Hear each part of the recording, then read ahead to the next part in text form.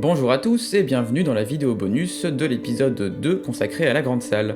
Ici on va se poser tranquillement et s'attarder sur les moindres petits détails qu'on trouve dans l'image. Alors comme pour la première vidéo bonus, si vous n'avez pas vu l'épisode 2 consacré à la grande salle, je vous conseille d'aller le visionner d'abord puisque là on ne va pas parler de conception du décor, mais bien de tous les petits clins d'œil et détails étonnants qu'on peut trouver dans ce décor. Alors si vous êtes prêts, eh bien suivez-moi et c'est parti pour la visite de la grande salle.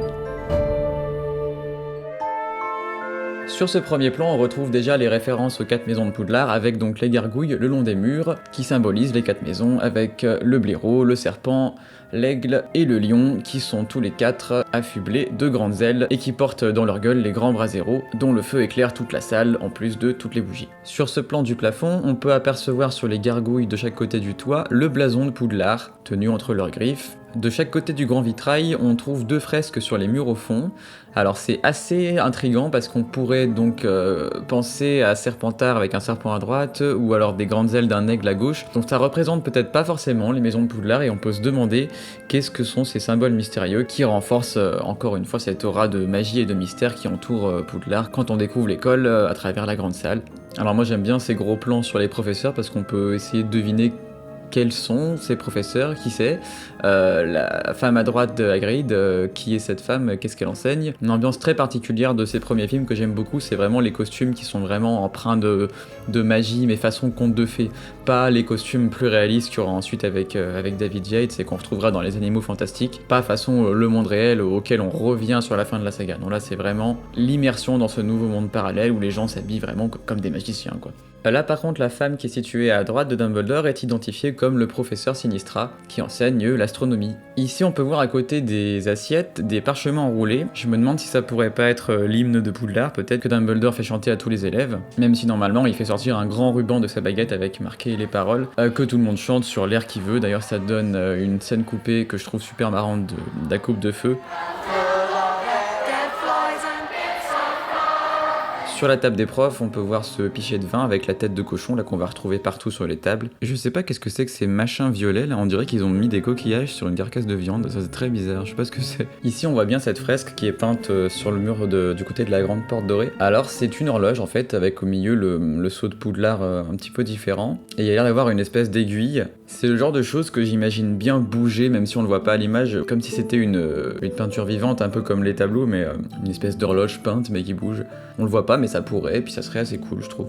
J'aime bien cette scène dans la grande salle où on voit que les élèves commencent à faire leurs devoirs, ils sont tous en train de plancher sur un truc, il y a des tas de livres empilés, ils ont l'air de jouer aux dames apparemment, ou alors peut-être une alternative sorcier. Donc là on voit mieux cette fresque, donc elle est un petit peu symétrique en fait des deux côtés apparemment, et en fait ce que j'ai pris pour une aiguille, on dirait, bon ça peut faire office d'aiguille, mais on dirait aussi une baguette magique qui part, qui traverse le H et qui se transforme en un genre de sortilège avec une phrase.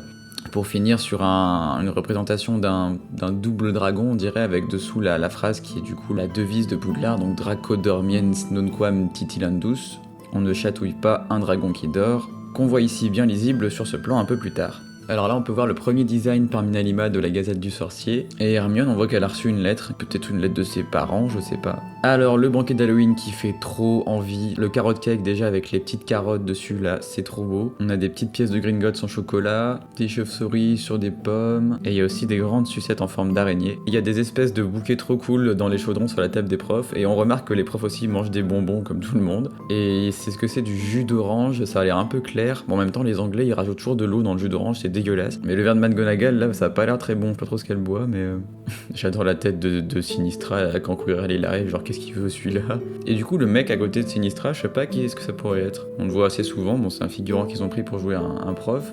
Et donc au-dessus de la devise là on voit la phrase formée par la baguette magique, mais alors je sais pas trop qu'est-ce que ça peut vouloir dire. Candam Draccio, je sais pas, je parle pas tellement latin. S'il y en a qui veulent se lancer dans une traduction, allez-y. Moi je pense que ça donnerait un petit peu n'importe quoi, donc surtout qu'on n'a pas la phrase en entier, donc bon. Et donc il y a ces espèces de porte-sandwich là, dorés à gauche, qu'on va retrouver tout le long dès qu'il y a une scène de petit-déj, jusque dans le 5e ou 6e film, je crois.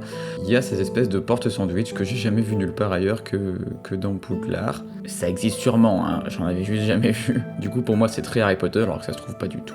Alors avant cette scène de Noël, on peut faire peut-être un petit aparté sur le sas de la grande salle, ce que j'appelle un petit peu le sas, bon le couloir qui passe devant, qui est donc le couloir du Christ Church College à Oxford. On reviendra dessus quand on parlera plus en détail de l'architecture de Poudlard et puis de son évolution au fil des films. Mais donc dans les 2 premiers films, même les 3 premiers, vous avez donc cette double porte qui se trouve avant la porte dorée. C'est la porte devant laquelle les élèves attendent avec McGonagall. Et à partir du 4e film, pour mieux coller à la scène du bal de Noël, ils vont décider d'en fait placer la grande salle au niveau du rez-de-chaussée et qui va donner directement sur la grande cour qu'ils vont rajouter devant Poudlard. Cette grande cour qui n'existait pas dans les 3 premiers films où il y avait encore, vous voyez, ce gros bâtiment imposant. Bref, on reviendra dessus en détail dans une future vidéo, mais je trouvais ça intéressant de le mentionner déjà ici, parce que ça change beaucoup pour moi l'aspect de la grande salle, parce qu'elle est plus du tout située au même endroit, on n'y entre plus de la même manière. Et j'aimais beaucoup ce sas dans les premiers films, je trouve qu'après ça devient un peu trop simple, que ça débouche directement sur la grande salle. Alors au niveau de la mise en scène, c'est peut-être sympa à filmer, mais j'aime bien ce côté alambiqué, biscornu de Poudlard, où c'est rempli de couloirs, on s'y perd un peu. Après ils ont décidé de donner une certaine logique pour que quand même le lieu ait l'air plus concret, et c'est assez intéressant, mais c'est notamment dans le 3e film que Cuarón a beaucoup fait ça, il a essayé vraiment de relier les différentes parties de Poudlard, notamment avec les plans séquences qu'il affectionne beaucoup. C'est pour ça qu'on a désormais la cabane d'Hagrid qui se trouve de l'autre côté du pont en bois, qui est lui-même situé en bas de la tour de l'horloge, qui est relié à l'hôpital. Bon voilà, il y a beaucoup de choses qui ont été montrées, ce qui est bien parce que ça permet de visualiser un peu mieux Poudlard, mais j'aime bien qu'il reste quand même encore des endroits dont on ne connaît pas le chemin exact pour y accéder. Par exemple la salle de divination, on sait pas comment on y va, et je trouve ça plutôt cool parce qu'on peut imaginer son emplacement comme on le souhaite. Enfin bref. Alors j'adore la grande salle à Noël dans le premier film, donc on peut voir du coup Flitwick qui accroche les décorations avec un Wingardium Leviosa, il a posé son petit chapeau par terre, et il y a une espèce de caisse, c'est peut-être la caisse des décorations, donc on retrouve des espèces de pans dorés, des étoiles, des lunes, des soleils. Donc la fameuse partie d'échecs version sorcier qui préfigure l'avant-scène de fin du film. Et le design des pièces est vraiment trop cool, ils ont l'air un petit peu tout bouffi, enfin je trouve ça vachement bien, ces pièces elles sont trop drôles, je les aime trop. Et j'aime bien le fait que les pions soient juste des pierres tombales, enfin des stèles de pierres tombales en fait on dirait. Et la dernière scène, bon bah c'est un peu la même chose, hein. Bref c'est le banquet final, la grande bouffe et compagnie, et avec des assiettes remplies de petits pois. Alors dans Harry Potter et la chambre des secrets maintenant, on retrouve la grande salle dans une scène de petit déjeuner, et on peut voir encore une fois le couloir qui passe devant la salle, que je trouve vraiment super chouette, avec cette statue là-bas au fond qui, je ne sais pas qui c'est, parce que c'est pas la statue de l'architecte parce qu'elle est de l'autre côté, mais encore une fois ça permet de voir ce qui se trouve autour de la grande salle, même si cette vue sera plus tard à partir du 3e film remplacée par un accès direct aux grands escaliers de marbre, comme on peut le voir sur ce plan. Donc la grande salle version club de duel, bon on en a déjà beaucoup parlé dans la première vidéo sur la grande salle, à laquelle je vous renvoie encore une fois si vous ne l'avez pas vue. Donc là on peut remarquer encore une fois beaucoup de profs en figuration, hein, partout. Tout le monde vient assister au spectacle de Lockhart, qui se fait dérouiller par Rogue à une des fois où on apprécie un petit peu Severus Rogue dans le saga, grâce à Lockhart. Pas grand chose de plus à rajouter, à part le fait qu'on peut apercevoir également le blason de l'école à l'intérieur de la cheminée. Encore une fois il est vraiment partout. On retrouve encore une fois la grande salle version Noël, et donc sur la table où ils font carrément bande à part, loin de Ginny et les frères Weasley, parce que bon Harry tout le monde a un peu peur de lui à ce moment-là, on peut voir les petits crackers de Noël. Moi la scène que j'aurais trop aimé voir dans les films qu'on n'a jamais vu, c'est la scène où ils font Noël avec les profs et où ils ouvrent les crackers. Et donc là on peut voir l'autre côté de la grande salle avec du coup la fameuse statue de l'architecte, sur laquelle on reviendra plus en détail dans une autre vidéo. La scène de fin dans la grande salle, là ça y est, sur la table des profs comme on la voit ici, on a que des personnages qu'on connaît, parce que bon, Pomme Fraîche et Chourave ont un rôle vraiment essentiel dans le 2e film, du coup on les a fait popper là. J'aime beaucoup Chourave, c'est dommage qu'on la voit plus, après elle fait une vague apparition en arrière-plan dans le dernier film, mais on l'aperçoit une fois sur un travelling à la fin, et donc si on a quand même cette femme à côté de Rogue, qui est assez mystérieuse, qu'on n'a pas vue sur le plan large. Bon voilà, après c'est à peu près tout, Hagrid revient, et c'est l'émotion. J'avoue que cette scène me fait toujours un petit quelque chose, notamment grâce à la musique, qui est juste trop bien, hein, forcément. Voilà. Alors, dans Harry Potter et le prisonnier d'Azkaban maintenant, on découvre la grande salle avec la scène de la chorale, et quelque chose que j'avais jamais remarqué dans cette scène, c'est qu'on voit les enfants chanter, mais j'avais jamais vu les enfants qui jouent les instruments sur la droite, parce que quand on écoute la musique, on entend bien le chant et les instruments, et en fait on en voit jouer de la flûte, du violoncelle, et même un genre de tambour. Il y a même une harpe aussi, qui a l'air d'être la même que celle du premier film, mais personne n'a l'air d'être en train d'en jouer. Alors on découvre le pupitre du professeur Dumbledore, qui n'existait pas dans les 2 premiers films, il se levait juste de sa chaise. Là c'est un Dumbledore plus dynamique, puisque donc il y a eu le changement d'acteur. Donc voilà, lui, il vient vraiment saluer la grande salle, et donc on a ce pupitre avec cette chouette dorée, posée sur une espèce de sphère, sur un objet donc très travaillé, avec les petites bougies en haut, qui va s'amuser à allumer et éteindre en passant sa main devant, sur une idée du réalisateur Alfonso Cuarón. Ce que j'aime beaucoup sur ce plan, c'est le mécanisme des sabliers qu'on voit très bien derrière, avec une espèce de petite girouette en haut qui tourne, qui a l'air d'activer le rouage, qui active lui-même les sabliers. On comprend pas vraiment comment ça marche, mais je trouve ça assez rigolo quand même de pouvoir voir ce petit truc tourner. Je sais pas si vous avez déjà vu Rogue sur ce plan, j'adore la gueule qu'il fait, il applaudit vraiment 2 fois et demi pour saluer Lupin. Ici on aperçoit même le discours de Dumbledore. Il s'est fait un petit pense-bête qu'il a mis sur son pupitre apparemment. On peut s'arrêter un instant sur cette scène coupée du 3e film, où les élèves de 3e année reviennent tout juste de leur première sortie à Préolard. La qualité de la vidéo est pas ouf, mais on peut remarquer plusieurs trucs assez cool, comme ce sac qui n'a pas l'air d'avoir de fond, un peu comme celui d'Hermione dans le 7, ou alors c'est le tube qui est un espèce de machin télescopique géant. On retrouve ici plusieurs sucreries de chez Honeydews, et on peut surtout voir le scrutoscope que Ron a acheté pour Harry, je suppose à Préolard chez Dervish et Bang, même si normalement dans le livre il l'achète en Égypte. Mais surtout, le truc qui me fait un peu délirer dans cette scène, c'est l'espèce de jeu de Quidditch miniature nul auquel ont l'air de jouer les frères Weasley et les autres derrière, parce qu'ils ont des petits bâtonnets avec des joueurs de Quidditch miniature accrochés au bout. Les gars, sérieusement, vous êtes dans une école de magie ou vous avez fait un tour à King Jouet? Parce que là, c'est quand même plutôt pathétique. À moins qu'ils y avaient prévu les effets spéciaux qu'ils n'ont pas terminés parce que la scène n'a pas été gardée.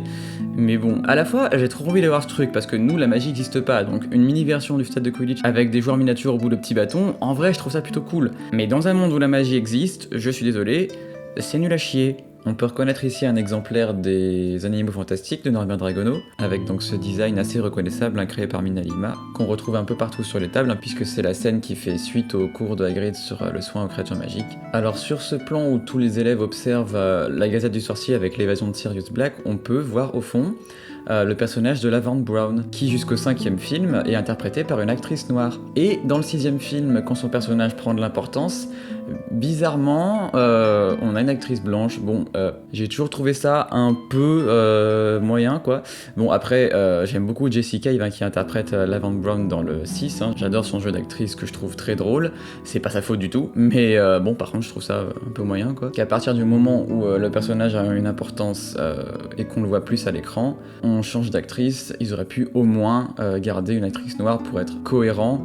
Si jamais cette actrice, peut-être qu'elle avait pas été castée pour avoir un rôle aussi grand, peut-être qu'elle jouait pas très bien, je ne sais pas, mais c'est quand même un peu chelou.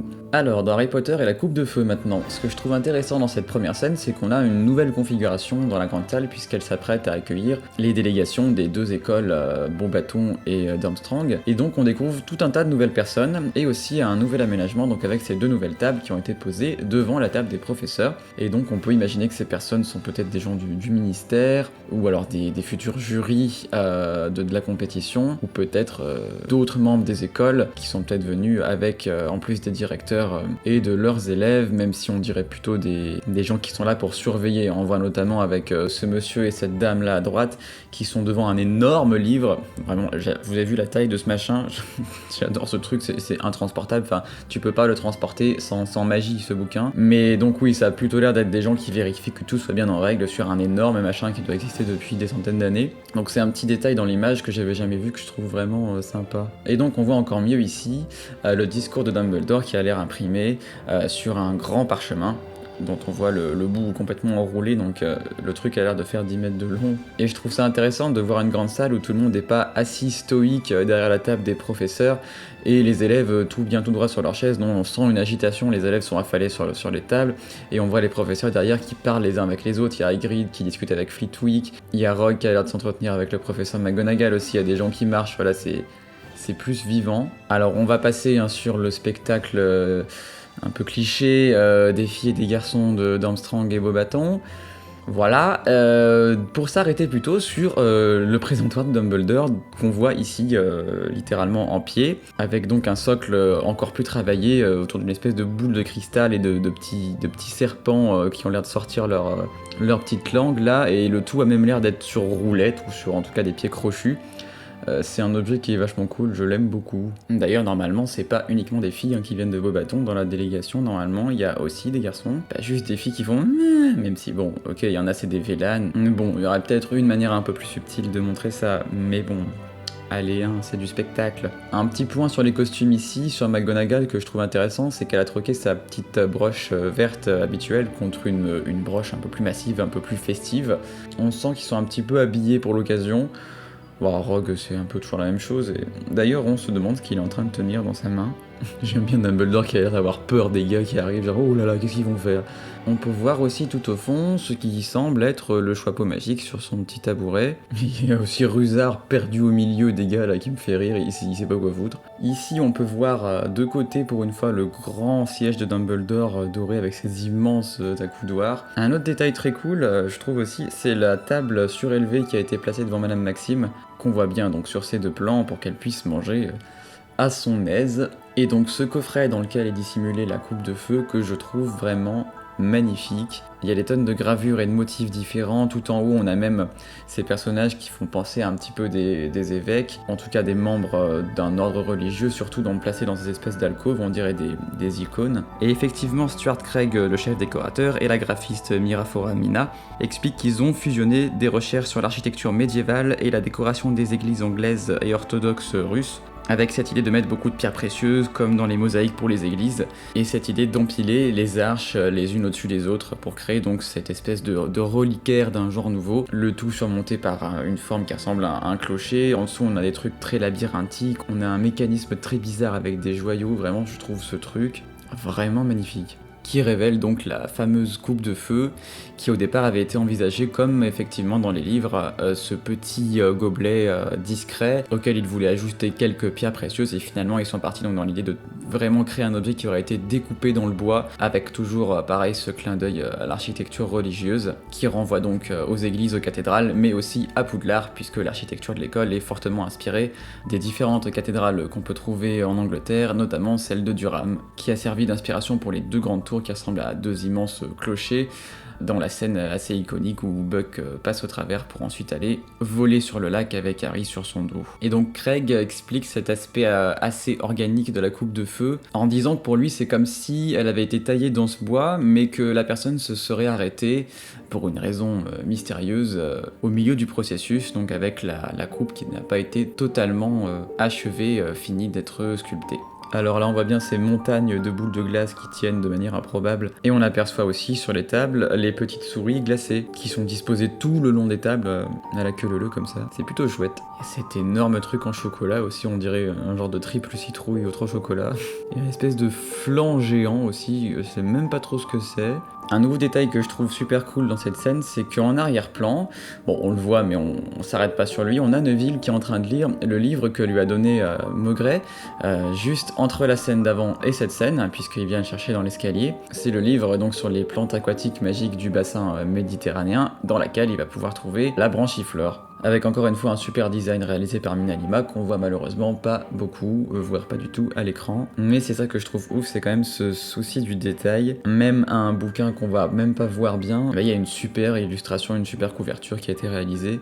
Et donc toujours dans la catégorie des livres qui font une petite apparition à l'écran, on a ici Hermione qui lit son exemplaire des tragédies des trois sorciers, qui donc est un bouquin qui traite des accidents qui sont survenus pendant les différents tournois des trois sorciers qui ont eu lieu depuis sa création. Et donc la couverture est plutôt cool puisqu'on voit des sorciers se faire ramasser la gueule par des dragons, il y en a un qui est carrément embroché par une espèce de bête avec une tête de cheval. Une couverture encore une fois vraiment cool par Mina Lima. Concernant le trophée du tournoi maintenant, il y a encore une fois cet aspect un petit peu organique dans le cristal qui a l'air d'être un petit peu vivant avec des petites fissures à l'intérieur. Craig explique d'ailleurs que pour créer ces fissures, au-delà de l'aspect translucide qu'ils ont cherché à obtenir en mélangeant différents produits chimiques, finalement c'est avec du film alimentaire qu'ils ont réussi à créer ce petit aspect un petit peu craquelé. Donc on a cet aspect un petit peu inachevé comme la coupe de feu sur les 3 panneaux sur lesquels est inscrit le Triwizard, entouré par 3 grands dragons qui symbolisent donc les 3 écoles participantes au tournoi. Alors une autre scène de petit-déj dans la grande salle, et il y en a beaucoup. Ça ressemble plus à un brunch parce qu'on a encore une fois ces espèces de sandwichs avec les porte-sandwich là. Il y a des gros chaudrons dans lesquels se trouve je ne sais pas quoi, et on retrouve un nouvel objet intéressant sur ce film, c'est des paquets de céréales qui ont été designés encore une fois par Minalima, sur lesquels on peut lire Cherry Owls ou Pixie Puffs, qui contiennent entre autres dans leurs ingrédients de la poussière de fée. Et il y a un élève à gauche qui se sert une assiette avec le contenu du gros chaudron qui a l'air assez visqueux et dégueu. Après on dirait un peu de l'aligot, quelque chose comme ça, donc c'est peut-être pas si dégueu. Ce qui est sympa dans cette scène, c'est qu'il y a pas mal de choses en lévitation. Là on voit à côté des sœurs Patil une carafe en lévitation derrière. Ici on peut remarquer un nouvel exemplaire de la Gazette du Sorcier. Et sur cette phrase écrite là tout entordu, on peut lire « Une employée du ministère toujours disparue ». Petit clin d'œil au personnage de Bertha Jorkins qui est absent des films, mais qui a une place quand même assez importante dans l'intrigue dans les livres. Ça c'est quelque chose qu'explique le duo de graphistes Minalima. Tous les accessoires imprimés où il y a beaucoup plus d'infos contenues dedans que ce qui n'est dit à l'écran, c'est vraiment un travail de recherche qu'ils ont fait eux, et je crois que c'est vraiment eux qui décident ce qu'ils mettent à l'intérieur. Alors après je suppose qu'il y a l'accord du réalisateur et peut-être même de J.K. Rowling, mais donc comme ils connaissent bien l'univers, ça leur permet de mettre des petits ajouts comme ça, qui viennent enrichir le scénario, même si on s'arrête pas dessus, on le voit pas. Mais ça enrichit le décor et les accessoires, et ça c'est vraiment chouette. Voilà, là on voit aussi les fameux porte-sandwich là qui sont en lévitation aussi derrière Hermione. Alors la grande salle en version bal de Noël avec ce décor assez incroyable quand même. On en a déjà pas mal parlé dans la première vidéo, mais on peut s'attarder quelques instants sur ces dizaines de petites bouteilles avec un bouchon très travaillé qui rappelle les sculptures de glace des centres de table inspirés du pavillon royal de Brighton. On a ces immenses chaudrons transparents qui contiennent un liquide bleu. Alors là j'adore l'entrée sur scène de McGonagall et Dumbledore, ils sont tellement classe. C'est trop cool. Alors je me demande quelle est la femme avec qui danse Karkaroff. Est-ce que c'est sa femme? Il vient avec sa femme, je ne sais plus, je crois pas. Ou c'est peut-être juste une dame. Ensuite on a la partie concert de rock de la soirée. Et j'adore Crabbe qui s'éclate avec Krum sur la piste de danse. J'avais jamais remarqué sur ce plan la gueule dégoûtée de Malfoy. Il y a Goyle aussi juste après quand Harry passe devant eux. On remarque au fond à droite que tous les fruits de mer ont été bouffés. D'ailleurs l'ampoule de la sculpture a l'air d'avoir grillé. On dirait plus de la glace du coup, on dirait juste un machin gris un peu dégueu.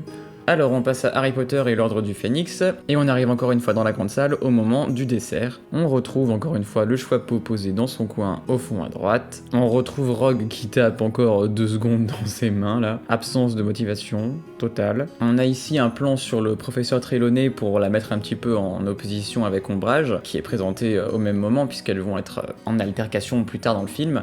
Et il y a une scène coupée à ce moment là qui est juste hilarante où Trelawney fait n'importe quoi avec sa bouffe. Je vous mets juste des petits extraits parce que moi je trouve ça trop drôle. Si jamais vous voulez la voir en entier, elle est sûrement disponible sur YouTube, et n'hésitez pas, ça vaut le détour. Et donc on aperçoit pendant une demi-seconde le professeur Gobplanche, ici à gauche, qui a pas l'air très contente d'être là, elle respire pas la joie. On découvre du coup Ombrage et ses horribles vêtements roses, et alors j'adore son pins en forme de chat, enfin je veux pas le même hein, mais je trouve le détail plutôt cool. On s'attardera pas plus sur cette horrible femme, et je vous propose de s'arrêter plutôt un instant sur les petits blasons qu'on trouve en bas des sabliers. On voit ici le blaireau de Poufsouffle. Encore une fois, je me demande qui sont les autres professeurs, notamment le professeur tout à gauche qui a un look plutôt cool. Et même le maître ruban de Ombrage est en forme de chat. Cette meuf a un problème. Ensuite, on découvre la scène des examens, où les 5e années passent leur buse, avec ce panneau gigantesque, intimant le silence, et précisant tout un tas de choses, notamment l'usage de l'encre bleu marine uniquement, et où on découvre que les élèves passent donc leur examen théorique des sortilèges de 16h à 18h. Et enfin, on peut s'arrêter sur l'énorme pendule, dont j'aimerais vraiment connaître l'inspiration pour les différents symboles dont il est orné. Bon, on dirait des sortes sorte de runes, mais quand même non, ça a l'air un petit peu plus exotique. Bon après je suis pas du tout un pro des runes, hein, mais on peut s'interroger encore une fois sur leur signification. Alors maintenant dans Harry Potter et le prince de sang mêlé, on peut voir Hermione qui fracasse la tête de Ron avec son exemplaire de 1000 herbes et champignons magiques, et à la table des profs on retrouve Madame Pomme Fraîche puisqu'on va à nouveau l'apercevoir dans ce film. Dans cette scène ce qui est sympa c'est surtout l'ambiance qui précède le match de Quidditch où on découvre pour la première fois vraiment l'engouement général de tout le monde à l'approche du match. On va passer derrière Ron 2 supporters de Serpentard maquillés pour l'occasion. Et pour finir, dans Harry Potter et les reliques de la mort partie 2, bon, la grande salle est plus ou moins résumée à un tas de ruines. Au final, il n'y a plus grand chose à y voir. On peut remarquer quelques petits détails cependant. On a ici Slughorn qui soigne Rusard. On peut noter la présence d'un petit chariot permettant d'apporter des serviettes pour pouvoir prodiguer les premiers soins. On a une image de Percy, ici, c'est tout. Et ce plan que j'aime bien de Slughorn qui raconte on sait pas trop quoi à Flitwick, et Ashurav qui a l'air de s'en foutre un petit peu et d'avoir juste envie d'aller pioncer. Et on termine sur ce plan avec Ron et Hermione qui sont quand même assez choux, hein, on va pas se le cacher, et avec derrière Rusard qu'on voit essayer de balayer péniblement la tonne de gravats avec son pauvre petit balai. Et on peut noter également la présence de Mystaigne qui vient faire une petite dernière apparition auprès de son maître pour leur dernière scène de la saga. Et bien voilà, on a fait le tour de la grande salle à travers les 8 films Harry Potter, ou plutôt les 7 puisqu'on ne la voit pas dans Les Reliques de la Mort partie 1. J'espère que vous avez apprécié revisiter ce décor avec moi. Si c'est le cas, n'hésitez pas à rejoindre le département des mystères en vous abonnant à la chaîne et à liker et partager cette vidéo. Je vous retrouve très vite pour explorer de nouveaux lieux incroyables du monde des sorciers. En attendant, prenez soin de vous et restez attentifs, car la magie se cache dans les détails.